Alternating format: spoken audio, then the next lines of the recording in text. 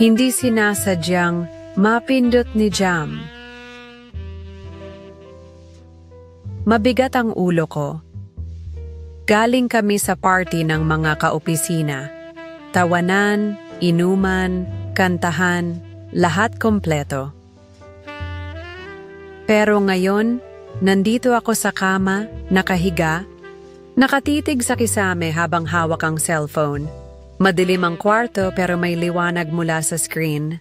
Sa bawat scroll ko sa Facebook, ramdam kong umiikot ang paligid. Siguro epekto pa ng alak. Pahinga na nga, bulong ko sa sarili. Pero hindi ako makatulog, kaya scroll ulit.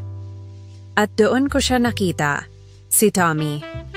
Profile picture pa lang, parang hinaplos na ang dibdib ko ng malamig na hangin.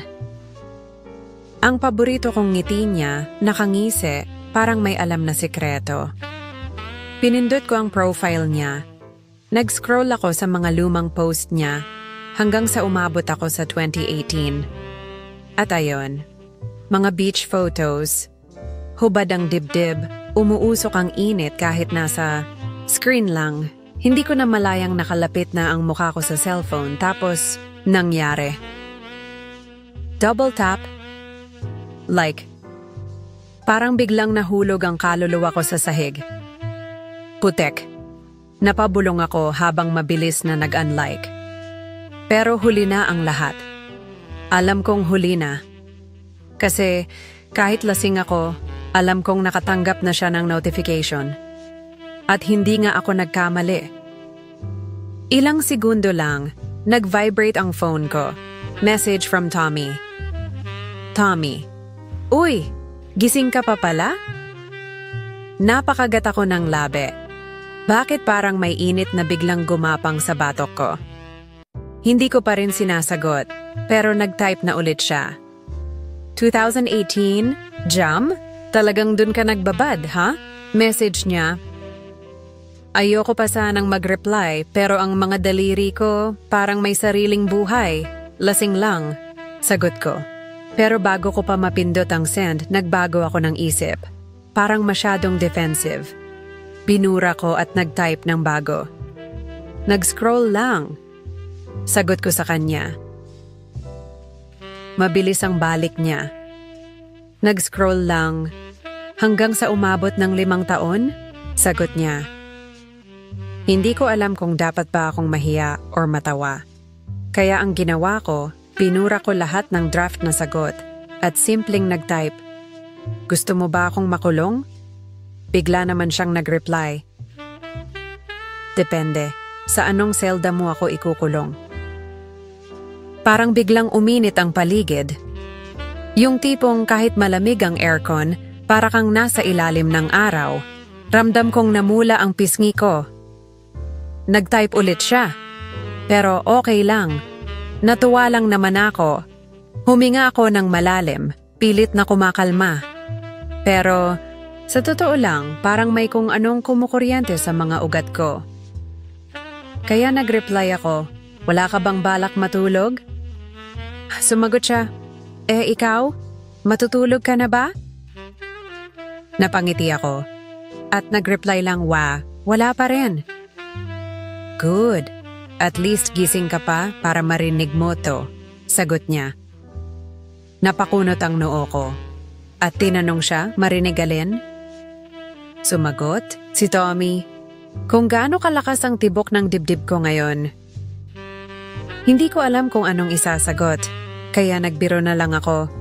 Baka naman dahil sa alak? Sumagot siyang bigla, hindi ito dahil sa alak, dahil sa'yo. At doon na nagsimulang bumilis ang tibok ng puso ko. Hindi na ito dahil sa alak. Hindi rin dahil sa kahihiyan. Parang may hinihila sa pagitan namin na hindi ko kayang pigilan. Bigla siyang nag-send ng voice note. Kinakabahan akong pinindot. Jam! Pause ang boses niya, mababa. Parang malamig na hangin na dumampi sa batok ko. Tulog ka na dapat. Pero bakit parang may ibang kahulugan?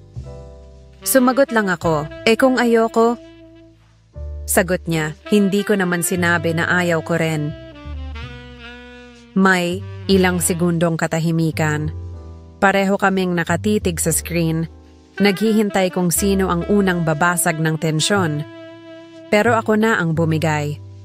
Nag-message ako, kung nandito ka, anong gagawin mo?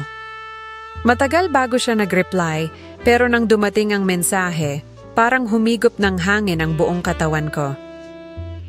Nag-reply siya, hindi ko pwedeng sabihin, baka hindi ka makatulog. Tumawa ako ng mahina, pero may kasamang kaba. Sumagot ako, subukan mo.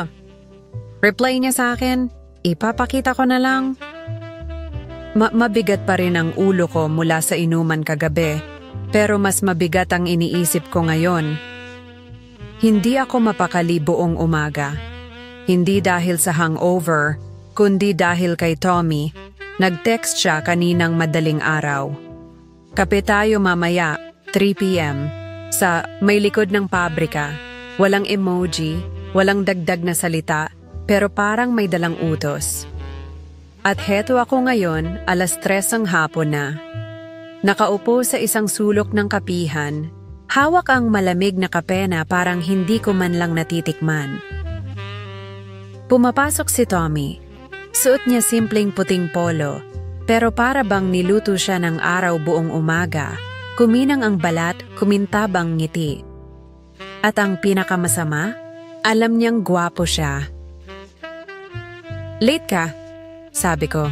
Kunyari, hindi ako kinakabahan. Umupo siya sa harap ko, nakakunot ang noo pero may bahid ng biro sa mata. Hindi ako late, ikaw ang maaga. Natawa ako ng mahina. Hindi ka nagbago, palaging may sagot. Hindi lang basta sagot, Jam. Tumagilid siya ng konti, nakapatong ang siko sa mesa at ibinaba ang boses. Kundi sagot na gusto mong marinig. Napalunok ako. Hindi dahil sa kape. Tahimik kami ng ilang sandali. Tanging tunog ng espresso machine at mahihinang usapan sa paligid ang naririnig.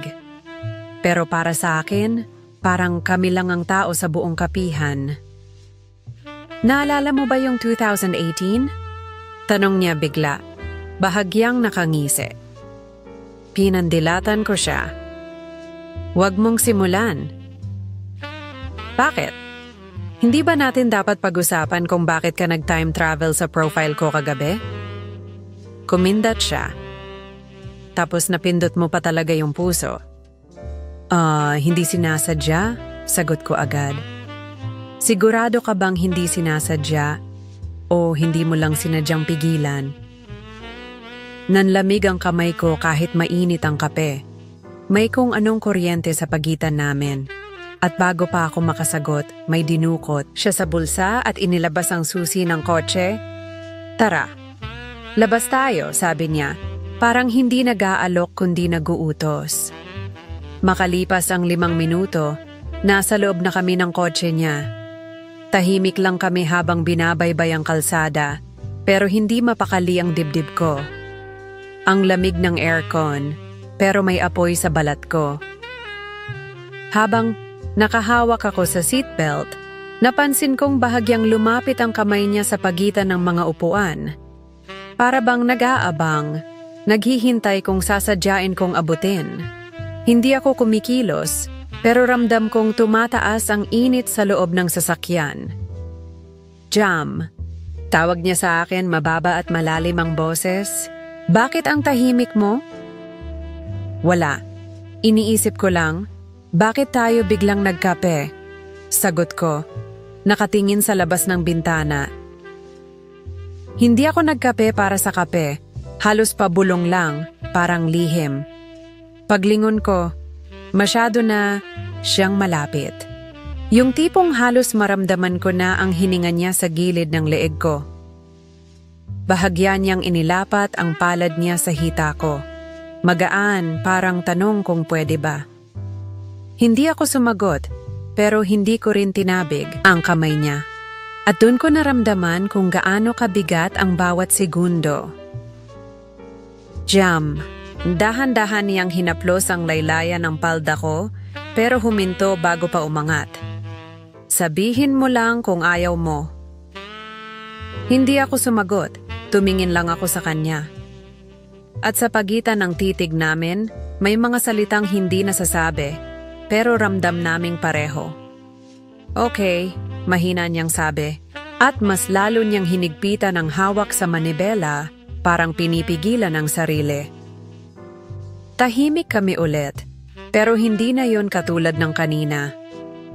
May kung anong humahabol sa bawat hinga, parang naghihintay lang ng senyas para sumabog. Pagdating namin, sa parking ng isang maliit na park, huminto siya. Pinatay niya ang makina, pero hindi ang tensyon. Tumingin siya sa akin, seryoso ang mukha pero may ningning sa mata. Jam. Marahan niyang sambit. Sigurado ka ba na kaya mong kontrolin? Ngumiti ako, mahina, halos parang hamon. Bakit? Sigurado ka bang gusto mong kontrolin? Doon parang biglang humigpit ang mundo. Hindi kami gumalaw, pero ramdam ko ang init, ang ingay ng dibdib ko, at ang amoy ng kape na unti-unting natatalo ng kakaibang aroma sa pagitan namin. Walang nangyari, walang paghawak. Hindi rin ako gumalaw. Pero alam naming dalawa, isa na lang ang kailangan para bumigay. Nasa loob pa rin kami ng kotse. Tahimik. Ang tanging maririnig lang ay ang mahinang hum ng aircon at ang tibok ng dibdib ko na parang drumline sa tenga ko. Nakatingin ako sa bintana, pero ramdam kong nakatitig siya sa akin. Yung tipong parang binabasa niya lahat ng iniisip ko nang hindi ako nagsasalita. Jam, tawag niya? Mababa ang boses, halos bulong. Lumingon ako, at doon ko nakita kung gaano kalapit ang mukha niya. Yung tipong isa na lang nagalaw, magkakadikit na kami. Bakit ka tahimik? Tanong niya. Iniisip ko kung tama to, sagot ko, mahina. Halos hindi ko rin marinig sarili ko. Tumawa siya ng mahina, yung mapanoksong tawa na parang nangaakit. Kung tama ba? O kung kaya mo pang tiisin? Hindi ako sumagot. Binalik ko ang tingin ko sa bintana, pero ramdam kong mas lalo siyang lumapit. At bago ko pa namalayan, dahan-dahan niyang hinaplos ang buhok ko. Parang sinusukat kung hanggang saan siya pwedeng umabot. Tommy, mahina akong tawag. Sagot niya, halos dikit na sa tenga ko. Bakit parang mas mainit dito kaysa sa kape kanina? Napangiti siya, bahagyang kumagat ng labi, at bumulong. Kasi hindi ko na hinahalo ang asukal. Ikaw na ang nagpapainit. Para akong nawalan ng hininga. Ramdam ko kung paano nag-iba ang ihip ng hangin sa loob ng kotse. Lahat naging mas mabigat, mas mabagal, mas mainit. Dumulas ang palad niya mula sa buhok ko, pababa sa balikat, tapos huminto sa braso ko. Magaan. Pero parang may kuryenteng dumaloy mula doon pababa, hanggang sa dulo ng mga daliri ko. Jam! Muli niyang tawag, pero ngayong mas mababa na ang boses niya, mas buo, mas sigurado. Sabihin mo lang kung gusto mong tumigil ako. Hindi ako sumagot. Hindi dahil sa ayaw ko, kundi dahil baka bumigay ako kapag nagsalita. Tumingin lang ako sa kanya, diretso, matagal. At doon niya siguro nakuha ang sagot. Kumilos siya. Mabagal. Maingat. Parang tinutokso. Dahan-dahan niyang hinaplos ang tagiliran ko. Mula baywang, paakyat, habang nakatitig sa akin. Ramdam ko kung paano nagbabago ang paghinga ko, parang bawat hininga ay nagiging mas mabigat, mas mabilis. Alam mo ba, sabi niya, halos pabulong, ilang beses kitang iniwasan noon? Ngumiti, mahina, pero may halong kaba. Bakit mo ako iniwasan? dahil alam kong ganito ang mangyayari. At bago ko pa siya masagot, tumigil ang oras. Tumuwid siya ng upo, humarap sa akin at inilapit ang mukha niya ng dahan-dahan. Halos magdikit na ang labi namin, pero hindi pa rin niya hinahayaang mangyari. Tommy. Tawag ko. Mahina. Nanginginig. Bakit ka humihinto? Munapangiti siya, malalim, mapanukso. Gusto ko kasing siguraduhin na gusto mo rin. Napalunok ako at sumagot ng pabulong. Hindi mo pa ba ramdam?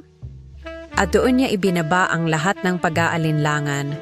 Dumulas ang kamay niya sa balakang, mahigpit pero maingat, parang sinusubukan niyang pigilan ang sarili.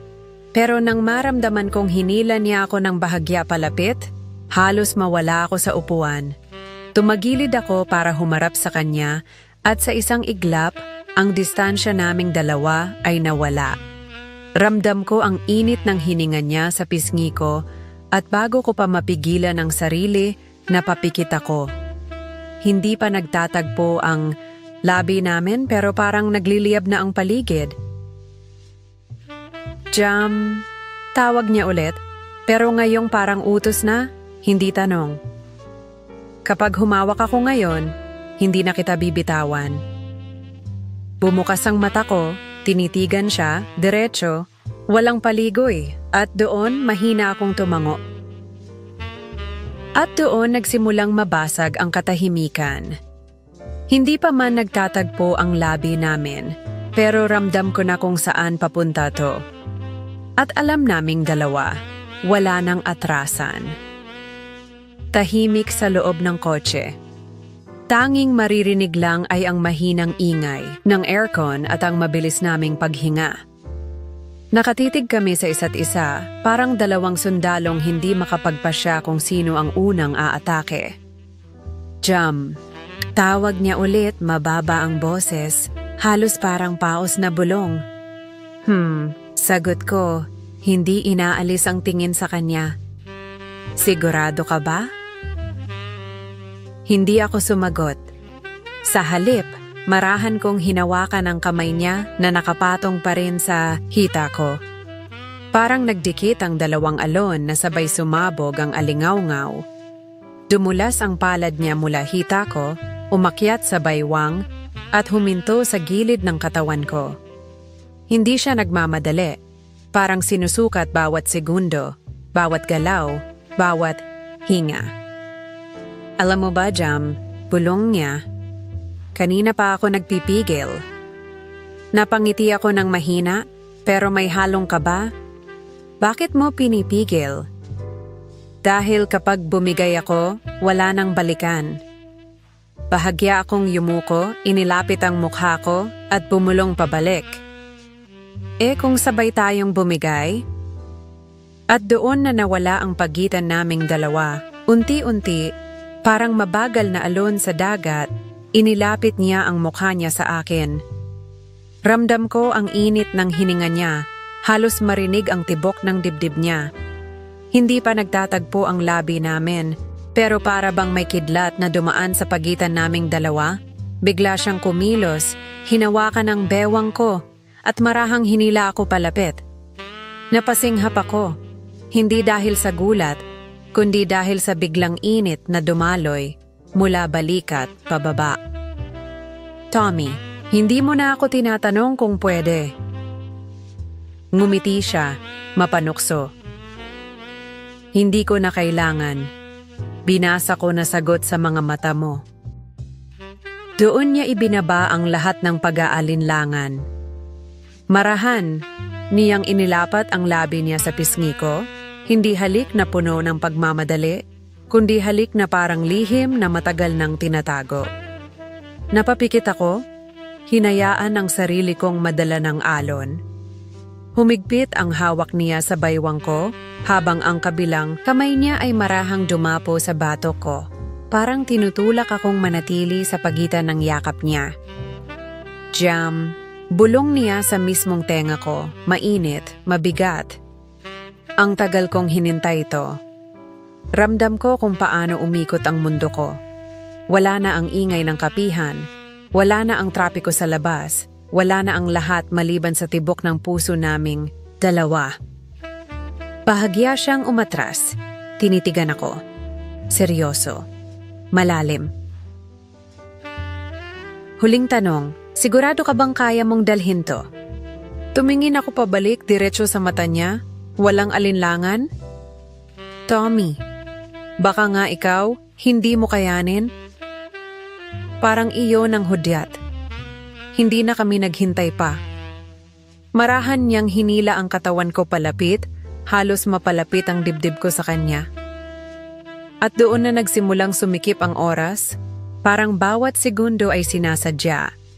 Dumulas ang kamay niya mula baywang, pababa sa gilid ng hita ko, at huminto sandali, parang nangungusap kung dapat ba niyang ituloy. Hindi ako gumalaw, pero hindi ko rin tinabig. Ba't ka humihinto? Napakagat siya ng labi at napangisi. Dahil kapag nagpatuloy ako, baka wala na tayong mapigilan. Marahan akong yumuko, bumulong malapit sa tenga niya. Bakit ka pa magpipigil kung matagal mo na ring gusto? At doon tuluyan nang bumigay ang hangin sa paligid namin. Sa pagitan ng haplos, ng titig at ng mga hiningang naglalapit, hindi na kailangan ng kahit anong salita. Parang lahat ng lihim mula 2018 hanggang ngayon ay unti-unting bumubukas. Bawat galaw ay pahiwatig, bawat tingin ay kumpisal. Sa loob ng kotse, sa gitna ng gabi, sa ilalim ng ilaw ng poste, 2 taong matagal nang umiwas ang nagtagpo at sa wakas, wala nang atrasan. Kinabukasan, gising na gising ako kahit kulang sa tulog. Nakahiga pa rin ako sa kama, hawak ang cellphone, iniisip lahat ng nangyari kagabi. Ramdam ko pa rin ang bigat ng bawat titig, bawat haplos, bawat hininga, na parang humahabol pa rin ako sa eksena. Pero bago pa ako makapagsenti, nag-vibrate ang phone. Notification. Tommy sent you a message. Good morning, Jam. Kumain ka na? Napangiti ako. Hindi ko alam kung dahil sa chat niya o dahil naalala ko yung huling happening sa kotse. Oo naman, kape lang. Ikaw? Mabilis siyang sumagot. Wala pa. Gutom na ako. Pero hindi sa pagkain. Napakagat ako ng labi, pero napailing din. Ito na naman tayo, bulong ko sa sarili. Nag-reply ako. Mag-behave ka. Sino ba nagsabing gusto kong mag-behave? Sagot niya, at doon ako natawa ng mahina. Pero hindi pa doon natapos. Biglang, nag-chat ang isa naming office mate sa group chat. Guys, sino ba si Jam at Tommy? Nakita daw kagabi sa kotse sa may parking ng park. Parang binuhusan ako ng malamig na tubig. Napaupo ako bigla. Nag-message ako bigla. Ha? Hala, nakita? Sumagot ang office mate ko. Hindi lang nakita, naka-video pa raw. Mabilis kong tinawagan si Tommy. Pagkasagot niya, dinig na dinig, tawa niya sa kabilang linya. Tommy, sigaw ko. May naka-video raw. Hindi man lang kinakabahan. At least trending na tayo bukas. Tommy, seryoso ka ba? Relax ka lang, sagot niya, kalmado pa rin. Baka naman gusto mong i-announce ko na sa'yo lang ako para hindi ka ma-pressure. Napahinto ako. Walang salita. Hindi dahil kinakabahan, kundi dahil totoo yung sinabi niya. Parang may ibang bigat yung simpleng linya niya, parang hindi lang biro. Jam, tawag niya sa kabilang linya, mababa at seryoso na. Hindi na ako magpapaligoy-ligoy, hindi lang like ang gusto ko sa'yo. At doon, parang huminto ulit ang mundo ko. Minsan, isang maling pindot lang pala ang kailangan para magbago ang takbo ng buhay mo. Isang like mula 2018, isang kape, isang gabing walang plano. Pero may patutunguhan. Hindi sinasadyang mapindot ni Jam. Pero lahat ng sumunod, mukhang sinadya na ng tadhana. At kung gusto mo pa ng ganitong kwento, mga kapansit, comment ka na. Maxi, ako naman ang ikulong mo sa kotse with Hot Papa. Huwag kalimutan mag-subscribe, like, at share mo na rin sa mga ka-workmate o baka naman sa mga friendship mong may tinatago pang sikreto mula 2018. Until next time, love, love, love.